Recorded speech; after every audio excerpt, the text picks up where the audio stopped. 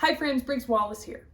This video is for you if you're feeling unfulfilled at home and work, even though you think you do a good job and people value you, right? Your boss is happy, you're doing everything you should, you check off all the lists, but there's this nagging coming up that is creating a sense of unfulfillment.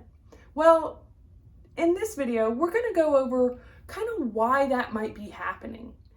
We're going to return to the 4 zones of operation by Hendricks, detailed out in his book, The Big Leap. So let's get started. The first zone of operation is the zone of incompetence. Now, this is where you are participating in activities that you might not feel good about, that tend to be frustrating or annoying to you. So for me, that would be me doing my taxes, right? It is better for me to turn it over to the professionals instead of banging my head against the wall, trying to learn and do tax, math, or math at all. I'm not gonna lie, that's not my strongest suit, right? So that would be within my zone of incompetence. And you might find that for yourself in different areas. You might find that it comes up when you are having car troubles. You might find that it comes up where? Where does that come up for you? Knowing your zones can help you to know yourself and create a self-awareness to help you to move through these different zones of operation. The second zone is the zone of competence. Now, this is activities that you're good at, but also other people around you are good at them. So for me, this would be something like cleaning up. I'm really good at cleaning up and organizing. Really good at organizing. And there are other people that have that skill too, but it's not everybody's skill, but I'm particularly proficient in it, and people like that about me. But to me, that's still not fulfilling, right? Just because I'm good at organizing, that means nothing to me, right? So we're looking for that fulfillment, and understanding these zones can help us to understand how to get to fulfillment. Now, the next one is the zone of excellence. Now, this is where we start to feel like we are proficient, right? This is where we may be great at our job, we may be getting high accolades, but there is still that nagging feeling that we are not being fulfilled. For me, this is cooking. At different points in my life, I accidentally have become a professional chef. And everyone put me on this pedestal and told me how great I was, but I knew in my heart that it wasn't my dharmic path, and that it was not my growing edge, and it was the least of my potential.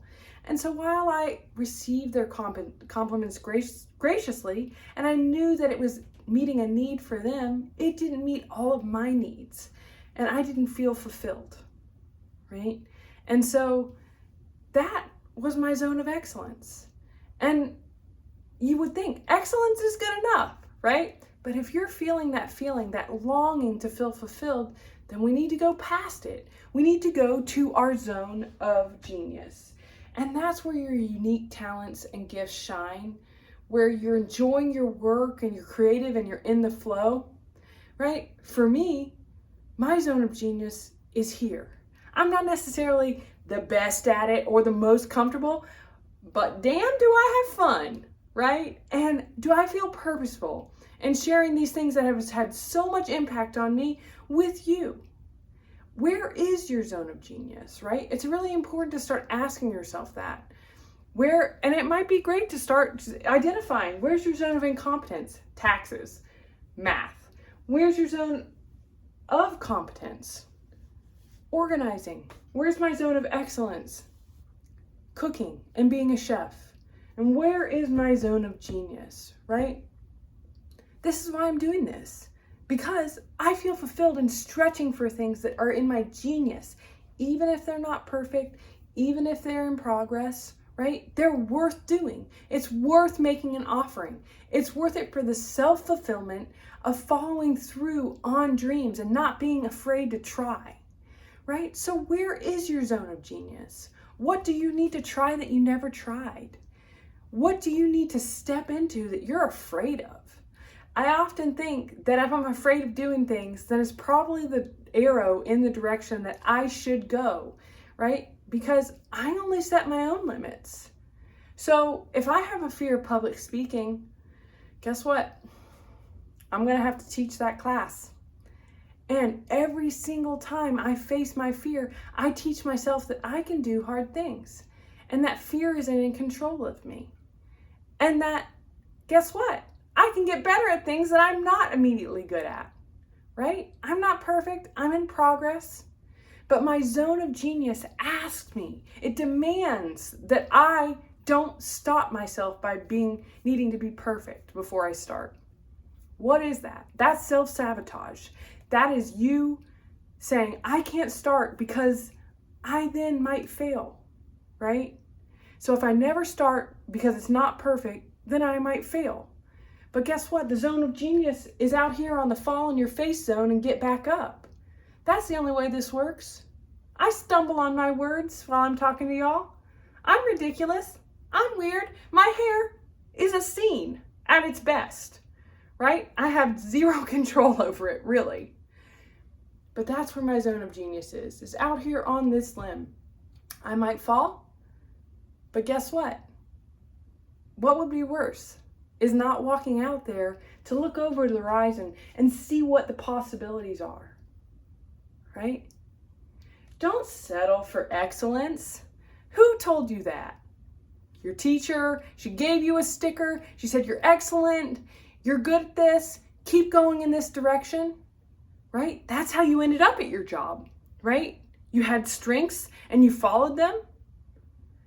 But to be fulfilled, it's more than just being good at your strengths.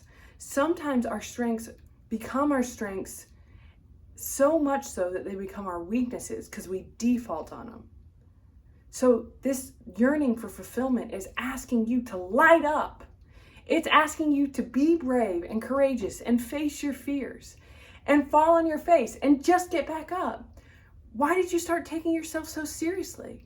Man, you really took it into swing when they started calling you an adult. You and I both know that neither of us are adults, okay? We're just big kids trying to figure it out in bigger bodies. So don't be afraid to fall over. Sometimes people tell me they think I'm confident, and I'm really not confident. I am just really, really good at not taking myself so seriously that I'm willing to try anything because I'm used to falling over, but I'm also used to getting up. And that's what they think is competence. And that's what's being asked of you.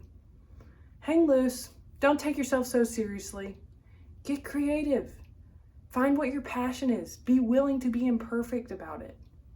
Be willing to just show up for your dreams.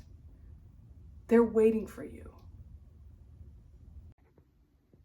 Thanks for joining me on my journey. If you like this video, check out some of my other ones. Like, subscribe, or leave a comment below.